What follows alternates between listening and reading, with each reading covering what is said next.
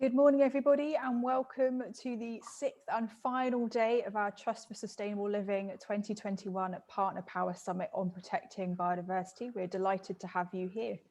The theme of this week's summit has been protecting biodiversity, and we asked students to submit essays to us on how we can protect biodiversity and prevent the 6th mass extinction. And one of the very common themes that many of our students wrote about was a need to move away from plastics and unsustainable materials and think about materials that are more bio-based and more biodegradable. So I'm delighted to have Dr. Pouya Samani here, who's going to be talking to us about bio-based materials.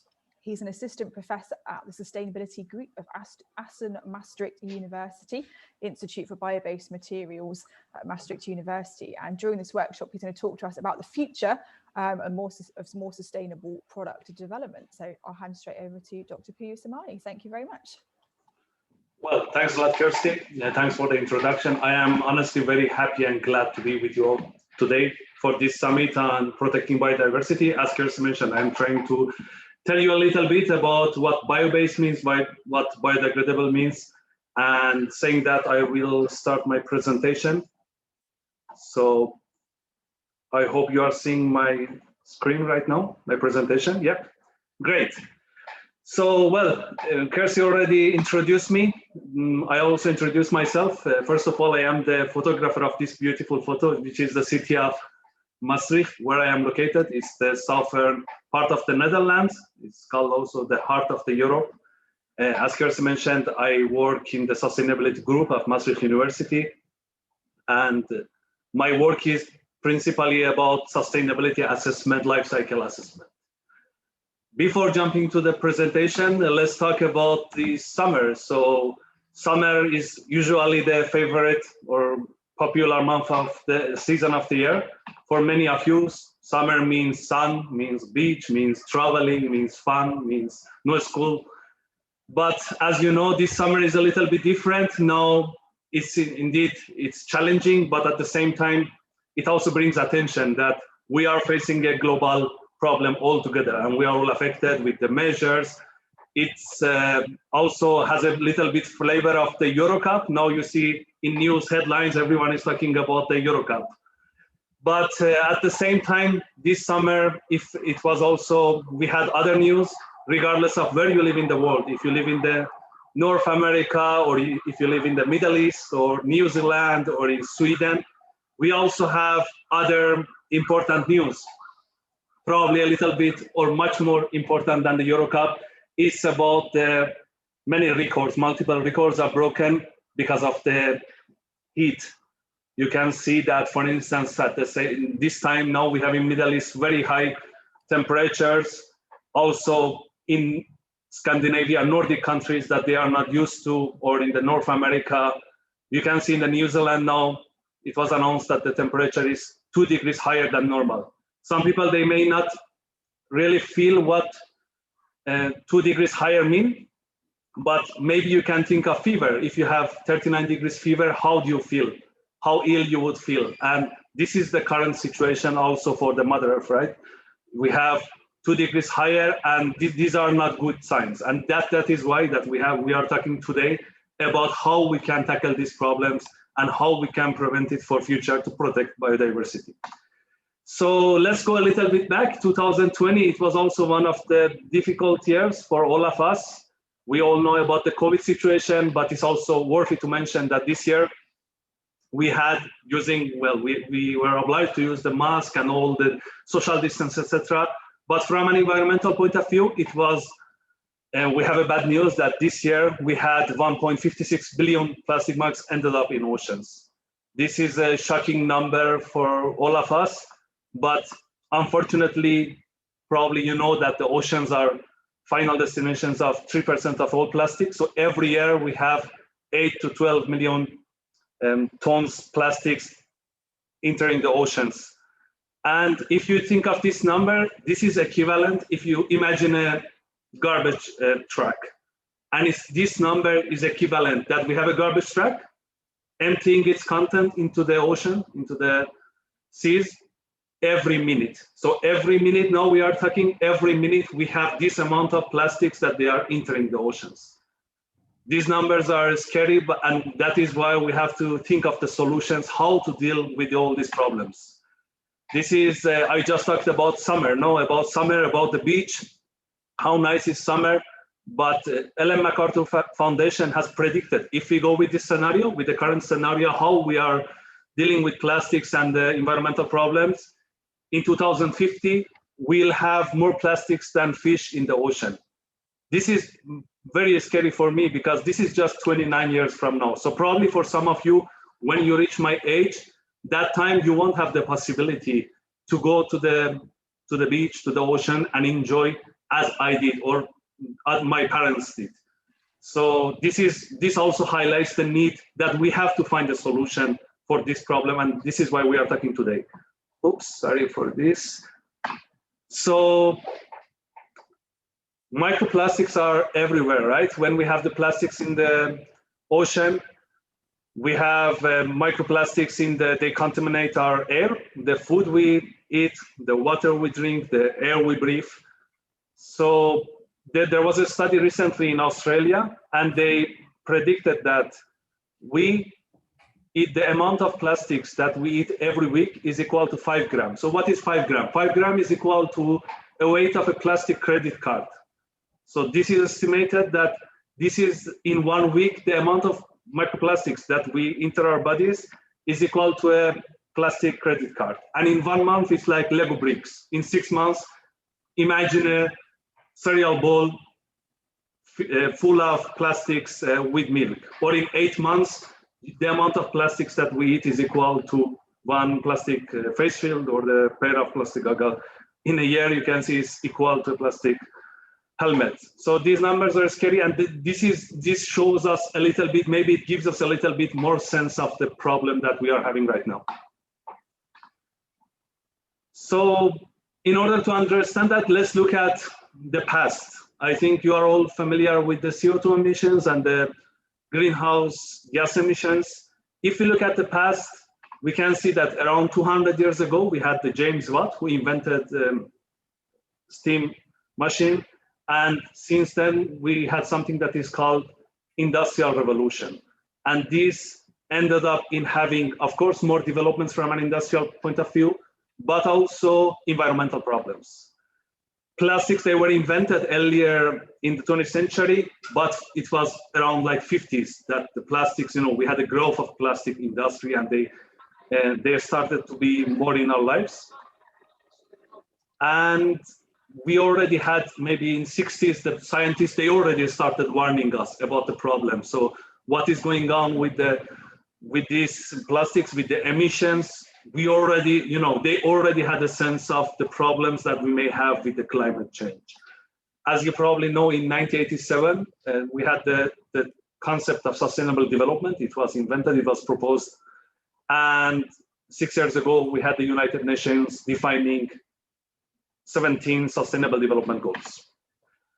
Maybe you think of this COVID situation, the pandemic, many people talk about how it was good for environment, but if you look at the past, you can see that with all the crises and all these outbreaks that we had, even though we had a small temporary reduction in emissions, but later they were compensated.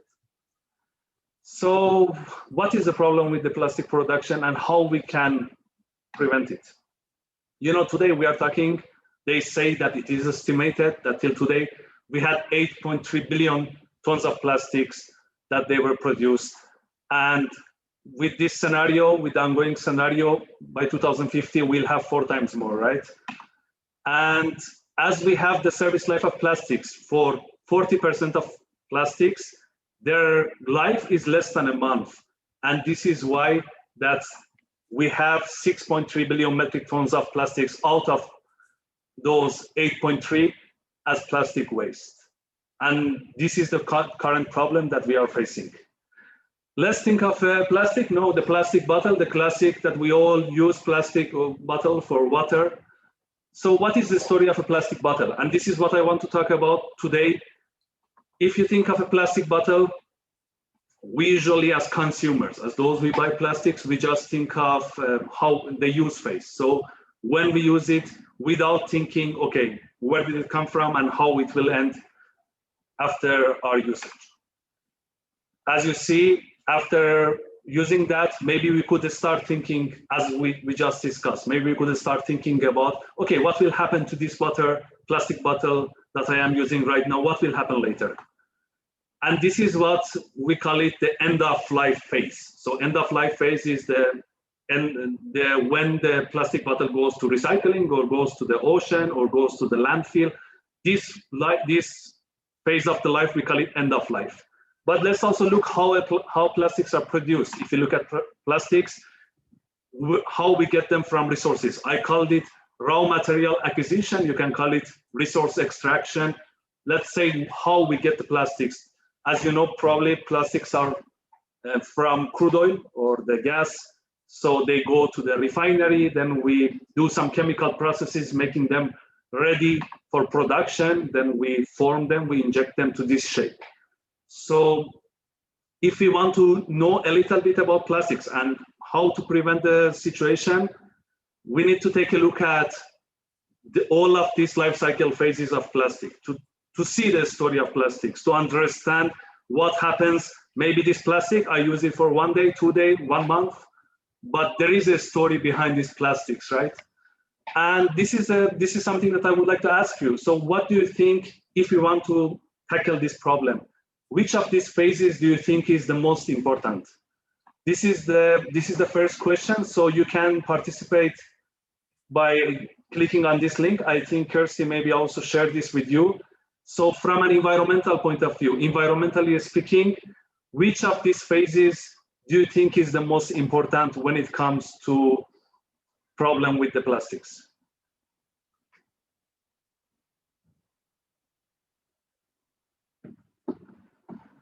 I think it is cycle because we need to make it biodegradable.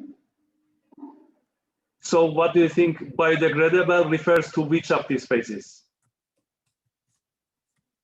I can, in fact, it should naturally mix into the soil. So that's why I guess the end of life is the most important part.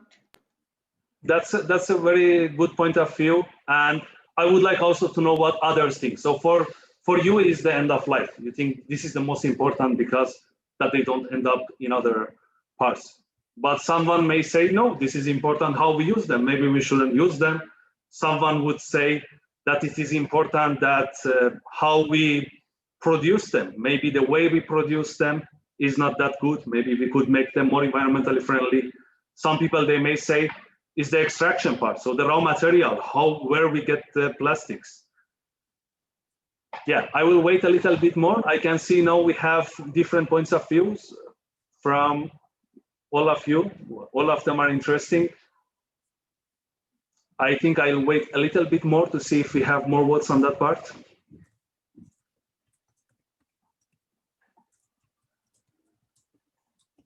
So most of you think it's the raw material acquisition. So from where we get them, right? And some of you also, you think that this is the end of life. Okay. I think, Kirsty, maybe I should move forward. Yeah, okay, great. So let's see, we are going to discuss. In fact, there is no one certain answer, but I'm very glad that you already know about all these phases, and I'm going to talk more about that. Let's figure out this together, okay? So going to the presentation. Let's think what other people think. You know, some people, they focus on the use because this is probably the part that we see the problem easier, and maybe we could start with ourselves. Because if I want to question the use, these are my decisions. I don't need someone else to take care of them at the end of their life, or when I want to buy, maybe there are not possibilities to get the plastic I want. So some people, they thought of use. And this is why if you go, for instance, to the, let's say, climate march or protest, you can see some people, they believe we need to stop using plastics because this is the use, and if we stop using, then it would solve the problem. You see, some people, they think, okay, let's say no to plastics, and that makes it easier for all of us. But some other people, they may think, okay, let's look at all of this together. And this is what I am talking about today. This is something we call it life cycle thinking. So we don't just focus on one phase, probably the one we are involved, because normally with the use phase is because we are the users, we are the consumers, it's the part that we are involved.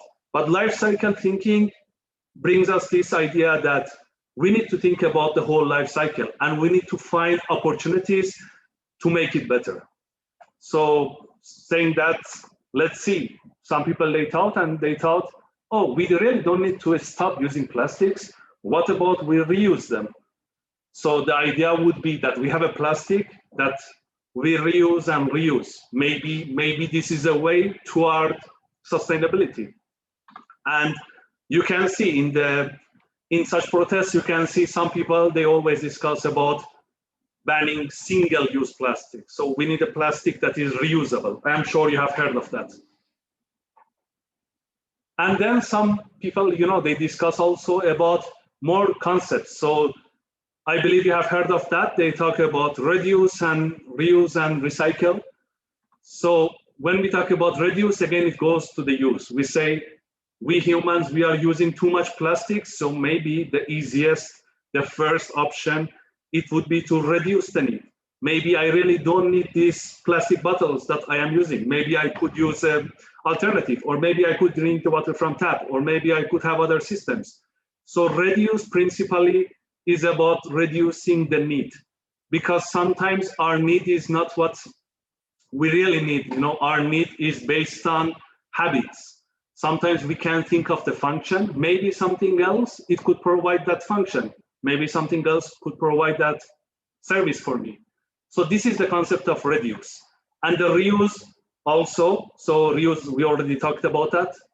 And then the recycling. So people have started looking at that, and they thought, oh, we have this life cycle. It goes like a line. It goes from raw materials to production, then to use, then to end of life. So why not finding a way that from the end of life, again, we use them and produce them.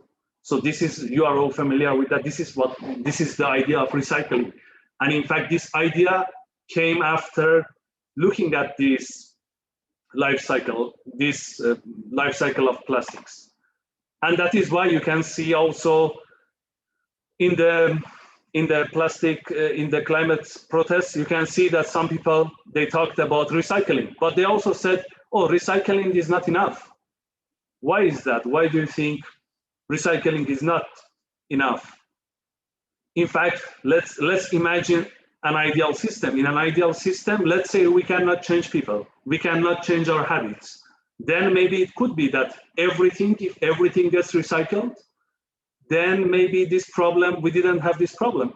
This is a possibility, because then we just need to focus on technologies, on how to collect the plastic, how to sort them, how to clean them, and how to make the recycling better. And that is why we have different techniques. People, engineers, they work on that.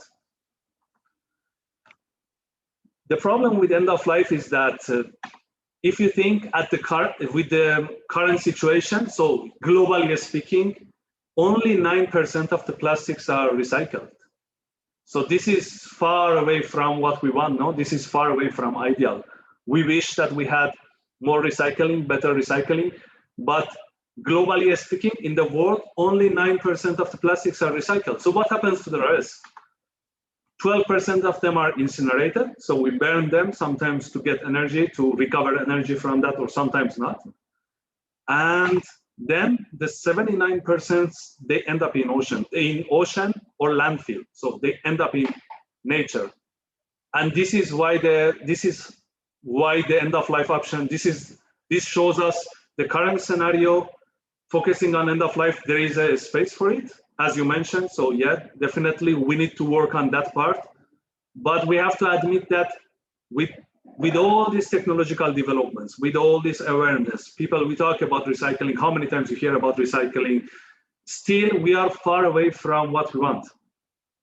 And it hasn't worked. That is why we had that placard in the protest, people talking about that maybe recycling is not enough.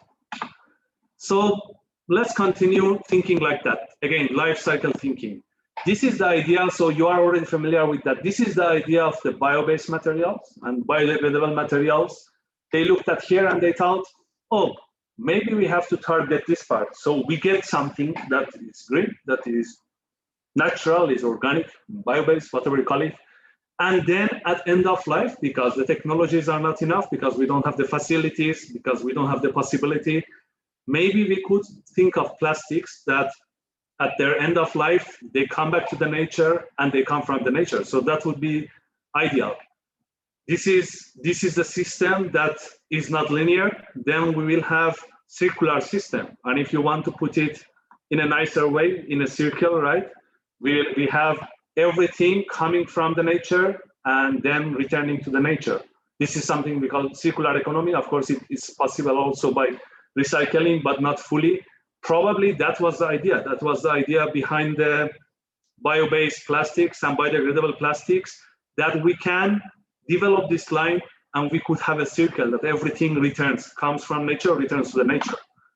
So what are bio-based plastics? Saying that bio-based plastics, they focus on the first one. Some of you, 60% of you, you thought this is the most important. So we focus on the raw material, from where they come. And when something is, let's say, fully or a part of it, it derived from the biological origins. It can be plants or also animals. This is called bio-based. And if you look at the carbon cycle, so if you look at how we are doing right now, how we build the plastics, how we produce the plastics. So we have the biomass, they become fossil resources after many years, like sometimes billion years. And then we produce, manufacture plastics out of them. So the idea of bio-based plastic, it was that why not using the biomass directly to produce plastics? Because then it could solve the problem with plastics and all these years that we have, that we need to wait for the biomass to convert to fossil resources, and then we convert them to plastics. And earlier we discussed, for most of the plastics, sometimes their life is hours or days or maximum a month. So for bio-based plastics, we use many different sources. Well, you don't need to go into details, but for you to know, it's like sometimes it's protein, sometimes it's microorganisms, sometimes it's bacteria, sometimes they have other biological resources. We are indeed still, this field of science is quite young. We are still working on that. We are thinking about innovations, how we can find new sources for bio-based plastics. And the idea, as we discussed, that is great because they are part of the natural cycles, so they can grow again. They can absorb carbon dioxide when they grow, and then we won't have all this problem with the fossil-based plastics. They reduce the dependency that we have at the moment. You know, the plastics we use from the fossil resources. Maybe for you is interesting to know that at the moment, probably 98% of the plastics, so almost all plastics, let's say, are fossil-based. This field is quite young and we are still developing, so we are far away from having lots of bio-based plastics yet, hopefully in future. And yeah, they have similar properties, so they can be equal to fossil-based plastics that we have. They can have the same properties we want. They have the same strength. They have the same properties that we require, for instance, for packaging or for other applications. They are compatible and they are comparable, and they have high potential. It's a great potential, but we need to evaluate that.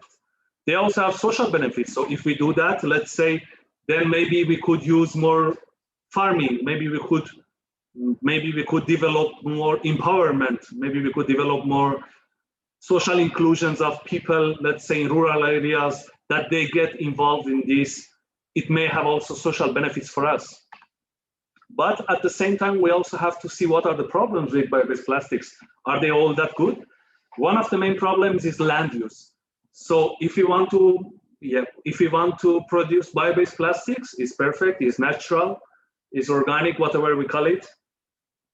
But at the same time, we need a land to provide those sources that later from that we we produce these plastics. So this summit is all about protecting biodiversity. So what will happen if we change all the lands? Maybe affects the animals' life now. Maybe there are species that if we change all the land for making plastics, definitely it will cause problems for the current biodiversity system we have. So for protecting biodiversity, we have to find the optimum point. It's not that it's fully free of any environmental burden. Also for agriculture, we use lots of fertilizers. I don't know if you know, so fertilizers, in fact, they are very bad for the environment. They have parts that they have, let's say, ingredients that they affect the environment in a bad way. So even though we use bio-based, still we are using fossil-based fertilizers to grow those bio-based sources. And the other problem is that bio-based plastics, many times they end up in landfill, as you saw in the statistics I showed you. So this is not ideal if they are in landfill because they need oxygen to biodegrade. And now I'm going to talk about biodegradation. So what are biodegradable plastics? So bio-based, it was all about the source. And now let's talk about biodegradation. So it's end of life. What does biodegradable mean? Biodegradable means is when the plastic, let's say these bio-based plastics, they break down into a small fragments, but this water, for instance, to carbon dioxide and also the compost. They break into, let's say by the sun, because of sun, wind, they break down into smaller parts, and then they will be digested by microorganisms like bacteria or fungi. So this is what we call it biodegradable. We have to notice that biodegradation is different from degradation. When we say degradation, is like when the plastic, also fossil-based plastic, they broke down into small parts, but necessarily it doesn't mean that they return to the nature. So what by degradable, we mean that they return to the nature. Also, there is another term that is called compostable. So composting is principally biodegradation, but we humans, we provide the environment, we change, let's say, the humidity or temperature, that we make sure that happens faster. If we think of that, I have another question for you. So let's think of the example that we followed. Let's think of a plastic bottle. How many years do you think for this plastic bottle to degrade, to break down into smaller pieces? So you can use the same link. I am going to change the questions. Yeah, so how many years does it take for a plastic bottle to degrade? What do you think? Is it less than a year, maybe 4 or 5 years, or 45 years, or 450 years? These small plastic bottles that we use daily, how many years does it take, you think, for them to degrade, to become smaller parts? Okay, so most of you think it's 450 years. 450 years is a big number. And yeah, we have also one for 4.5 years. I'll wait a little bit to see if we have more ideas. Maybe some of you are thinking.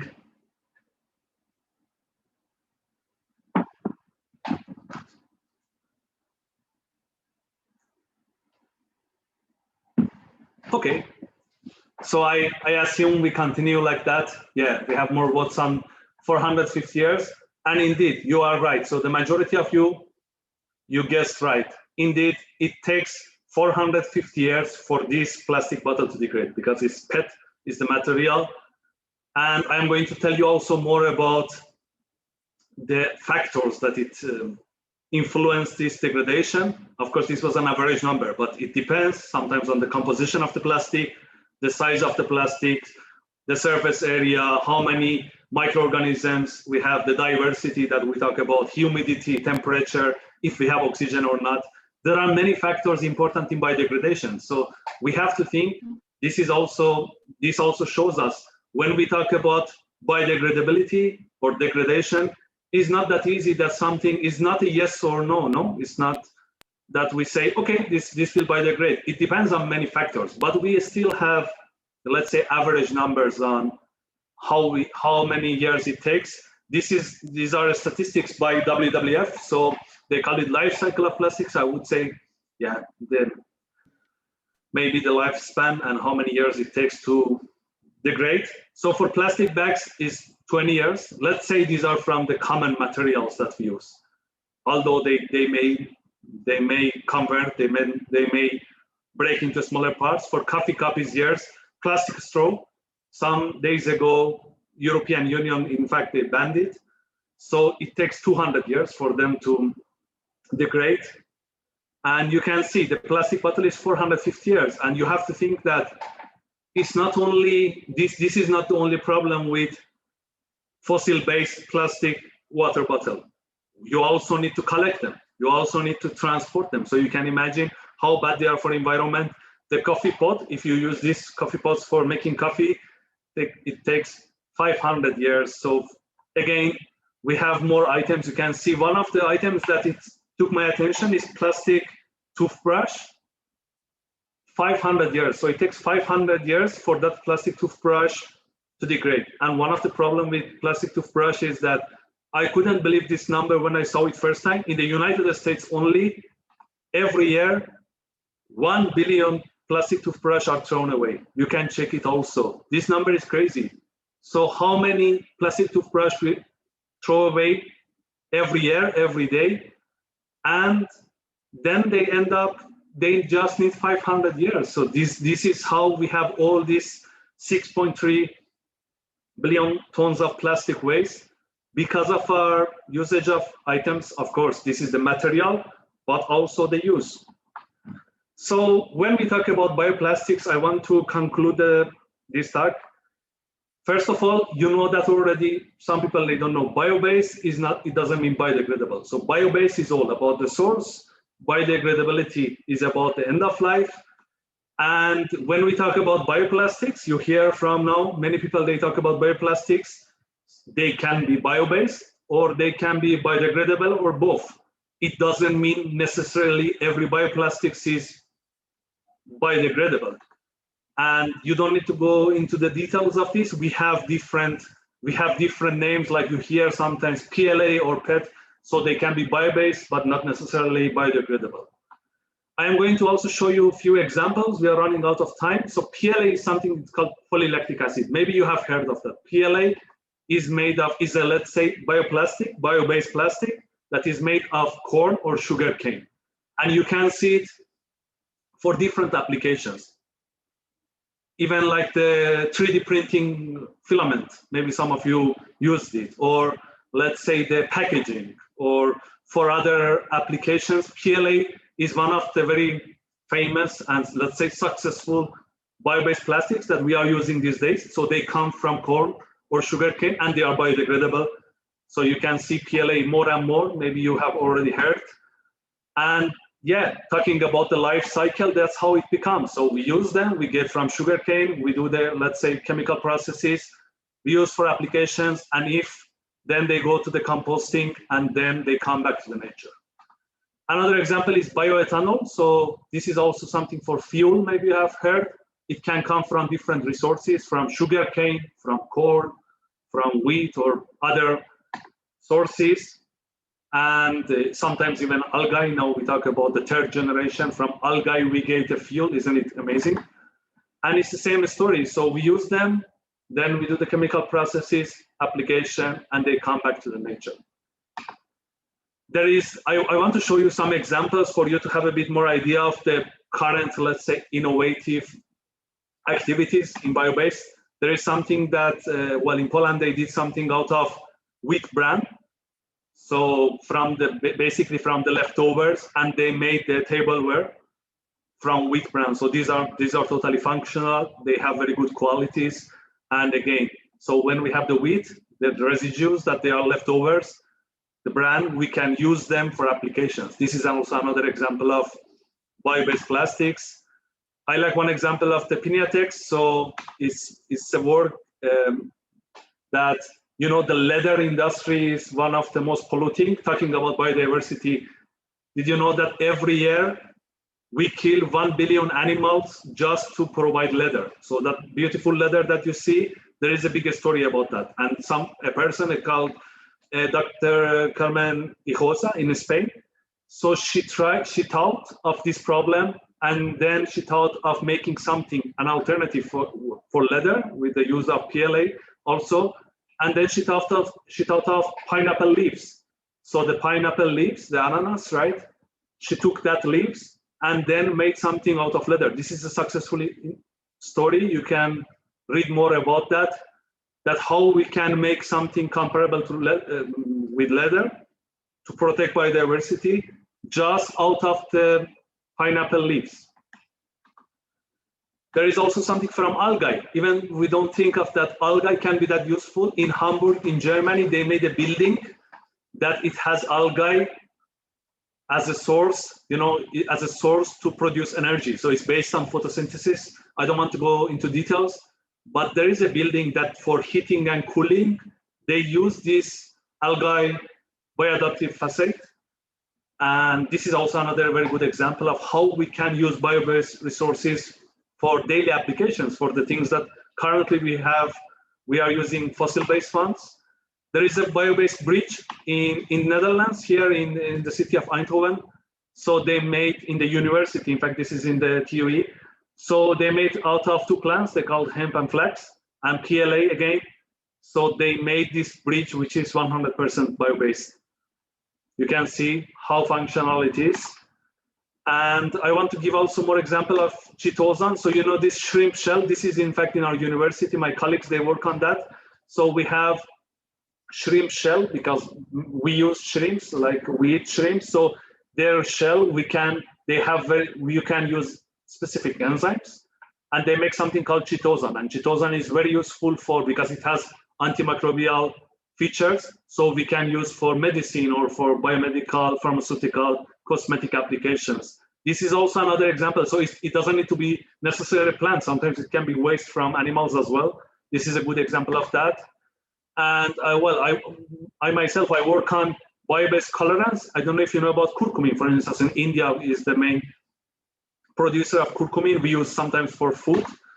We use curcumin to make yellow color, because the yellow color currently it comes also from fossil-based resources that they are polluting. So you can see this is in fact PLA. So this is 100% bio-based. We try to make a sock out of it, a pair of sock, and this is based on PLA, which is from corn or sugarcane, and curcumin. So you can see it gives color. Or for another project, now we have Kurkul project. My colleagues, you know, they made the straw, the color of a straw, it comes from curcumin. So you can make colors also by bio-based sources. So these are many examples, but what is important for you to know, I am concluding my talk, you know, it's important that for you to know, we have many applications, right? We can use the bio-based resources for eating, for food, or we could use them for energy, or we could use for pharmaceutical applications. This is a difficult decision-making. We have to see which one is more useful, because at the moment we have it's very easy to use for energy, but maybe it gives us more value.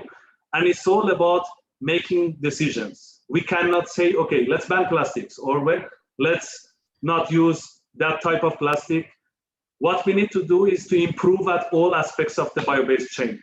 Decision-making is very difficult. I just gave you an example, how many masks they ended up in oceans last year. But at the same time, if we use plastics, we also eat plastics. So which one is better? It's very difficult how to make decisions based on the environmental impacts, based on the environmental problems. And this is something that we do. We give numbers, we quantify the environmental impacts. It's something like you count calories for food, right? You see this food has these calories, that food is more healthy. So we do the same thing. We go through the whole life cycle from the start to the end, and we try to find numbers. And then when we have numbers for 2 different life cycles, we can say, okay, this is more environmentally friendly or not. You know, decision-making is very difficult. sometimes I just want to give you an example. I don't know if you like cars. If you think of self-driving cars, now if you like technology, we hear about cars.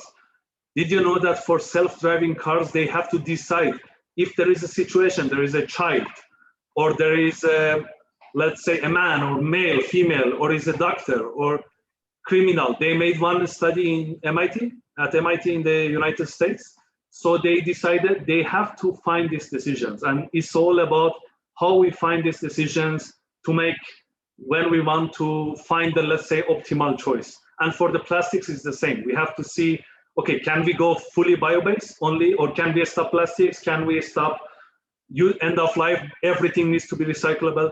We don't have one answer for all of that. We have to make decisions, and making decisions is very difficult.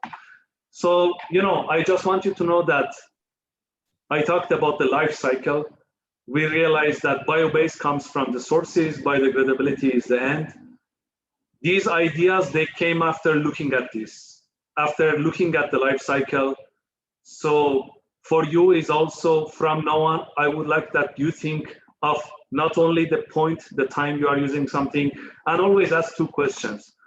One question is that for any plastics you use, where do you come from? What is your source? And where are you going? How will you end? Are you biodegradable? Are you in? How many years it takes to degrade?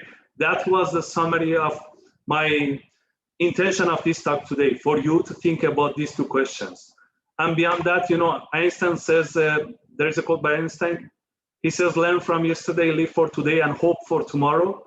I like it because it's about life cycle. But the important thing is that not to stop questioning. And the scientists, they have been working on these topics. They came up, let's say, I am inviting you to think about these two questions. But beyond that, I want you to look at this system, look at this life cycle, and think of other questions. Who knows, maybe you find something, maybe you find a solution, maybe you see a possibility that we can tackle this problem together. Who knows, maybe by developing it. So it's all about looking at the value chain, about the life cycle, and then look for small opportunities, how to improve, how little improvements, they can help us to make the world better. And hopefully then by 2050, we won't have more plastics than fish in oceans. Thanks a lot. I would be very happy to be in touch with you. Feel free to contact me if you have any questions or if you have any thought and something that you would like to develop. Thank you very much.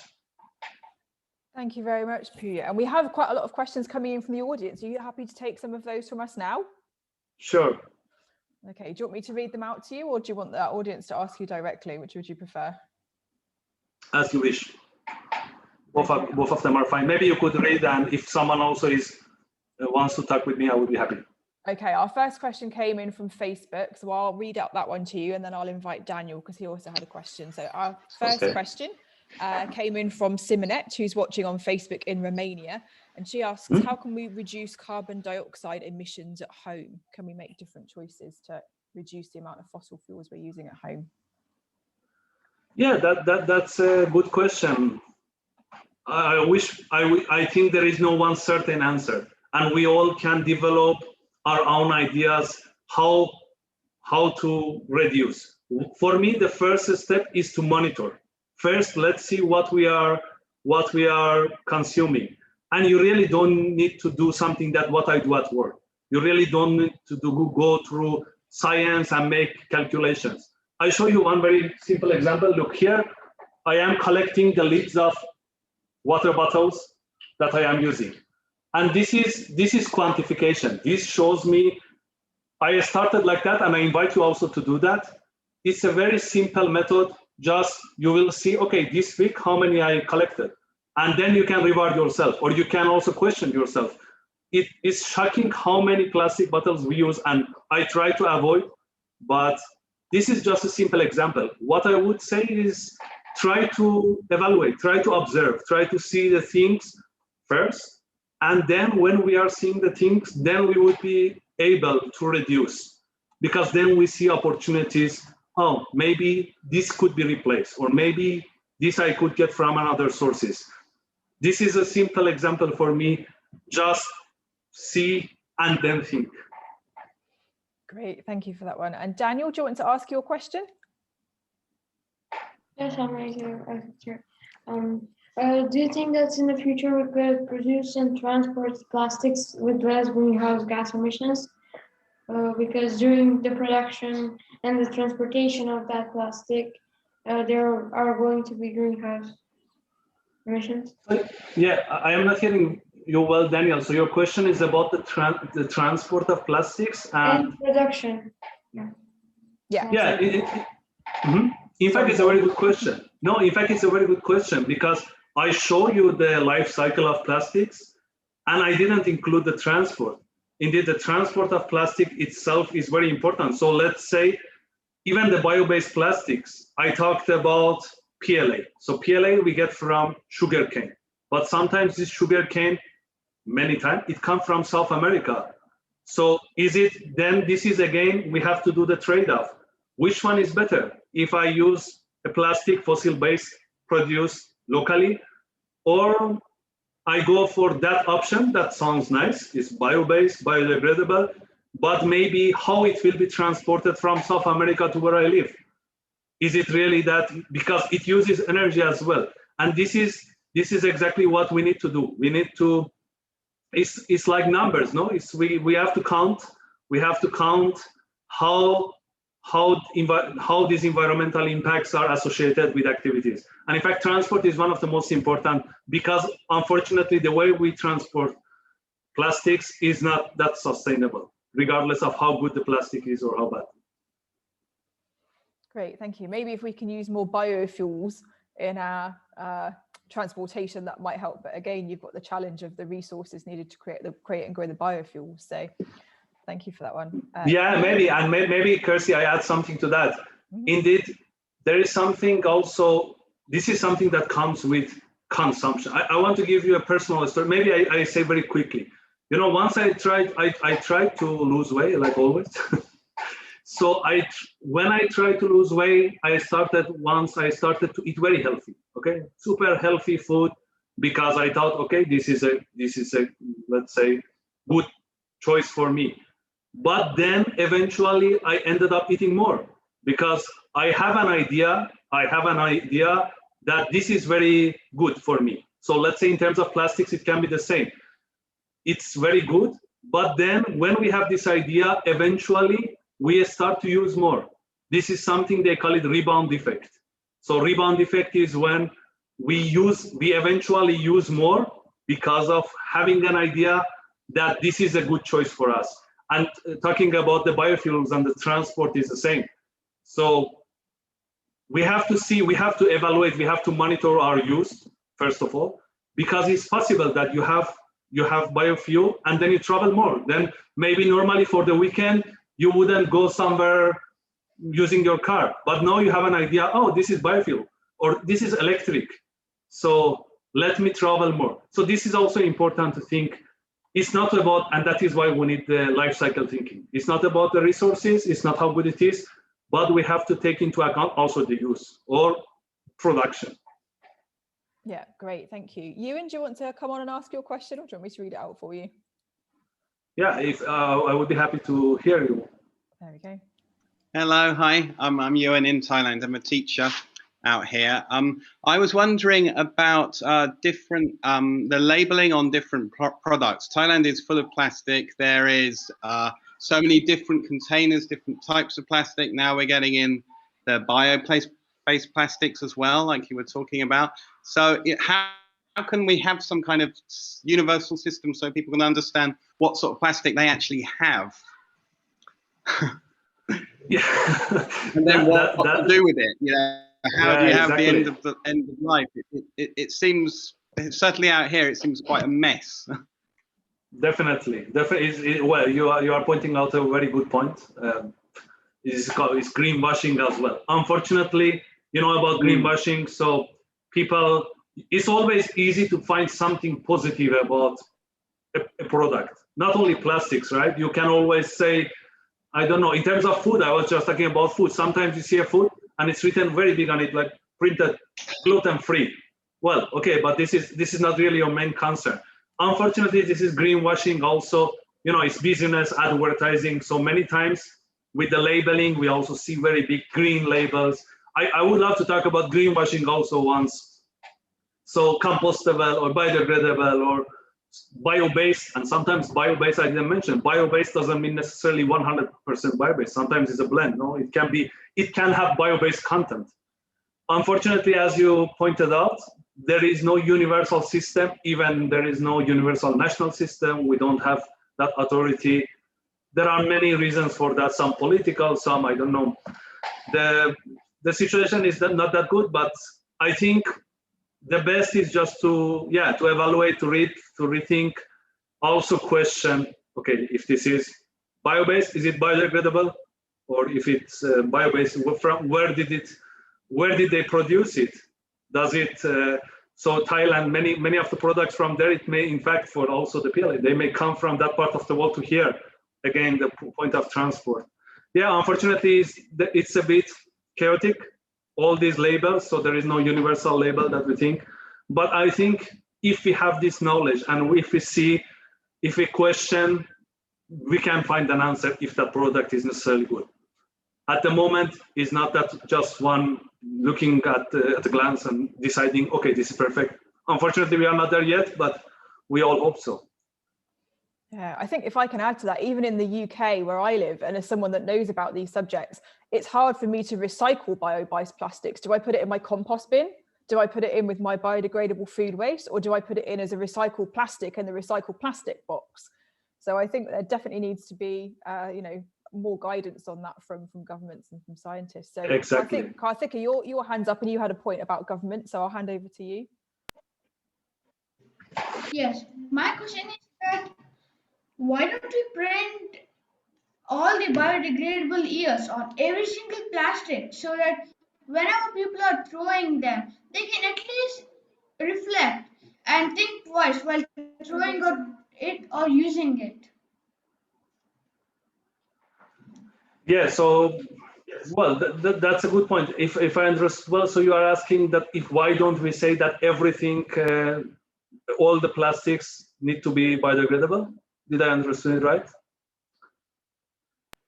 Well, yes. This is why, well, maybe I talked a little bit fast at the end of the presentation, but this is what I talked about decision making. Let's think of the COVID situation now. What is the best solution? One solution, it could be we all stay at home, we don't go out at all. No, this could solve the problem somehow. No, or it could be that we all go out because we need life, and then we get, maybe some of us we survive or not.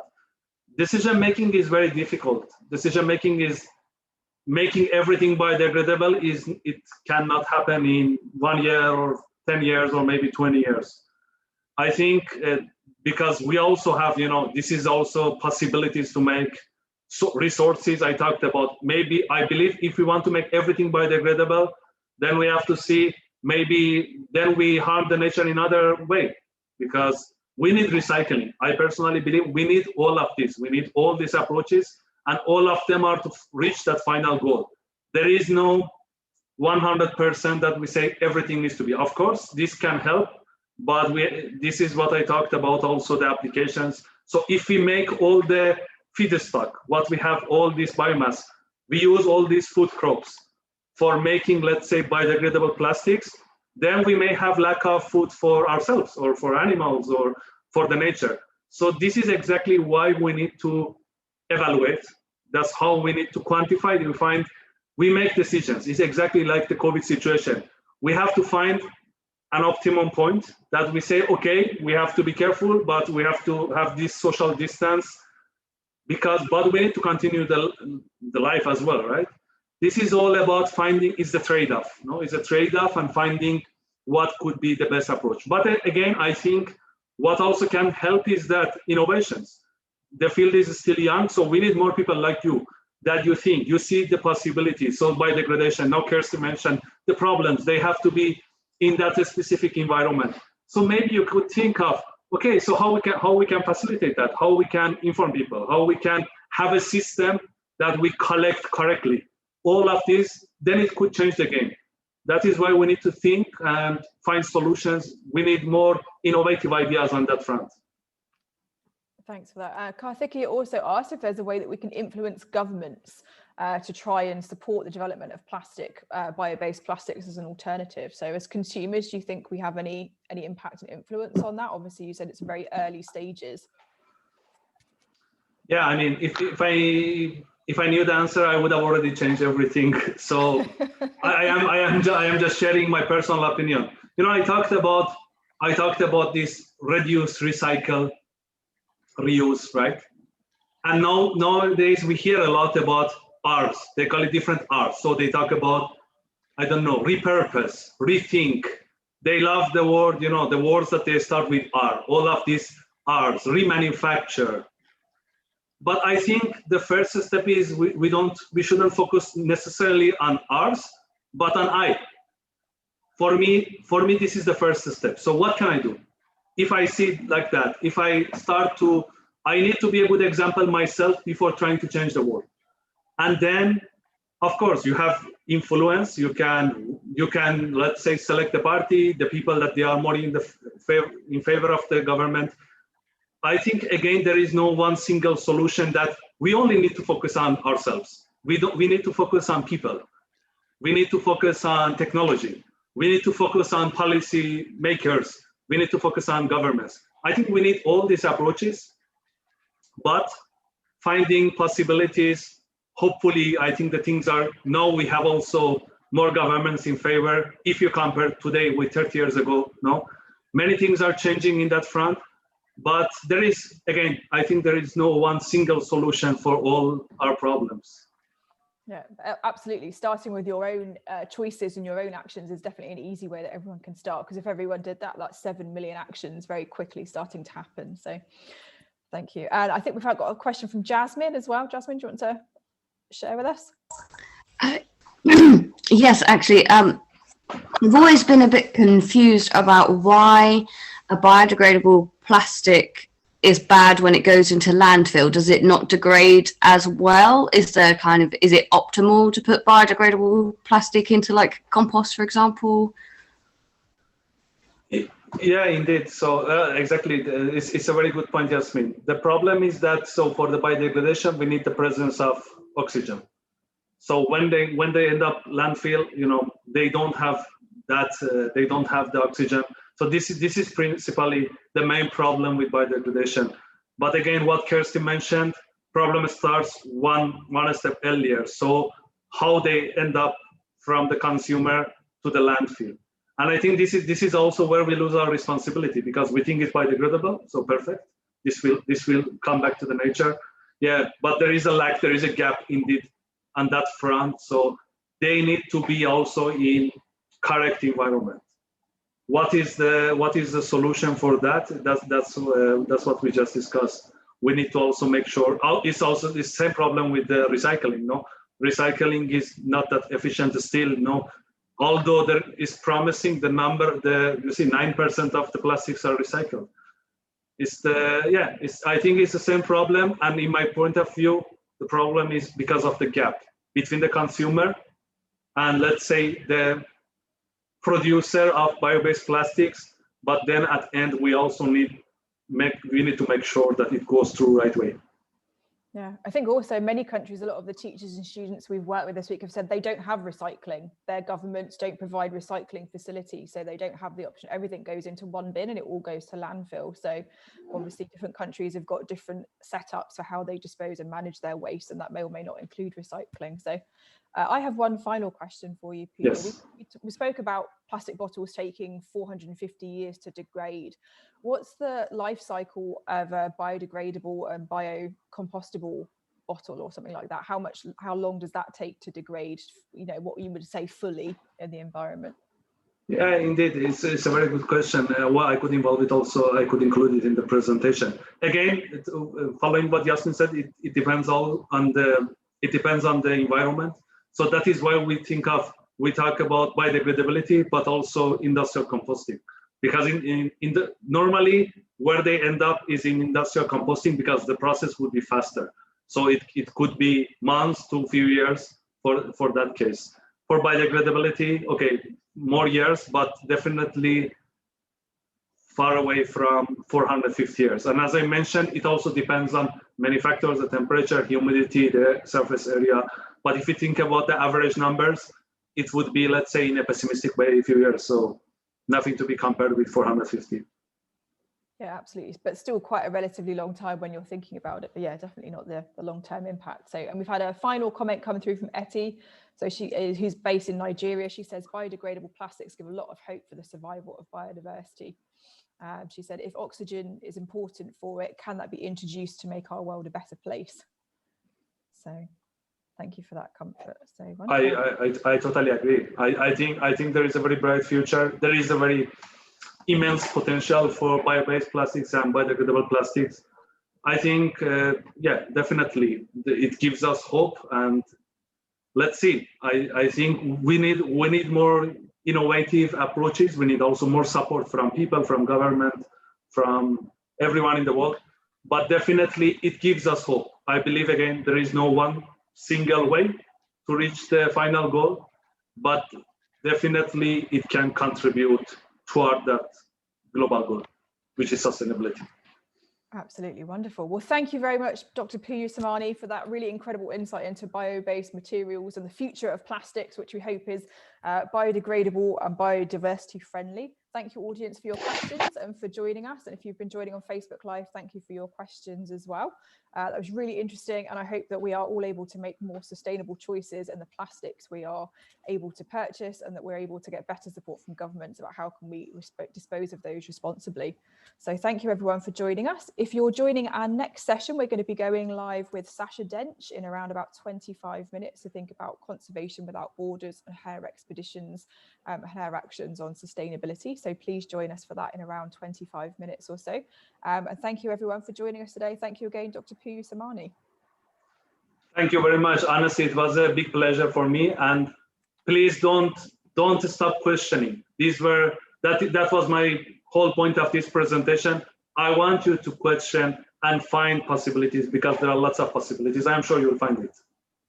Brilliant. Thank you very much for that words of advice. Thank you. Okay. Thanks everyone. Thanks for joining us. Bye. Bye.